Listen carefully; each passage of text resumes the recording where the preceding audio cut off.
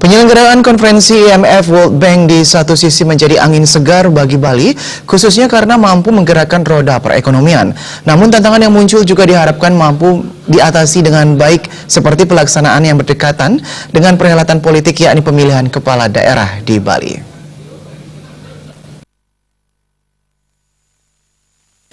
Tantangan lain yang akan dihadapi menjelang pelaksanaan konferensi IMF adalah permasalahan infrastruktur, yakni pembangunan underpass yang belum rampung. Dengan waktu yang singkat ini, pengerjaan underpass diharapkan segera rampung. Pengamat ekonomi Wiraguna Bagus Oke mengatakan, waktu 6 bulan ke depan harus dimaksimalkan untuk merampungkan underpass di persimpangan menuju Bandara Ngurah Rai, termasuk pelebaran jalan yang dilakukan harus dikebut secepatnya. Wiraguna Bagus Oke menambahkan, tim dan event organizer diharapkan mempersiapkan segala sesuatunya agar pelaksanaan konferensi berjalan dengan baik. Sementara tantangan konferensi IMF yang terberat adalah pelaksanaan konferensi IMF sangat dekat dengan pelaksanaan pemilihan kepala daerah mendatang.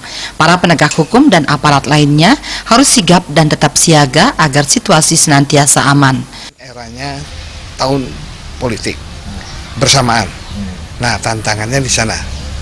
Aparat penegak hukum, kepemimpinan yang bisa jernih melihat kesempatan emas ini bagi Bali dan Indonesia pada umumnya, harus bisa menjaga bagaimana dengan situasi tahun politik ini bisa juga menunjang dan memberikan nuansa damai dan lancar dalam penyelenggaraan ini. Yang kedua, infrastruktur yang terkait dengan perekonomian kita dan perbankan keuangan ini harus bisa juga mengantisipasi dan mengoptimalkan kemampuannya untuk bisa memanfaatkan peluang-peluang yang ada.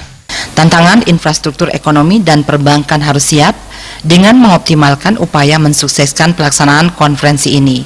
Untuk itu, sosialisasi ke bawah harus dilakukan utamanya saat ini bersamaan tahun politik yang syarat dengan kepentingan politik pada pilkada. Jaya dan Ratna, Bali TV.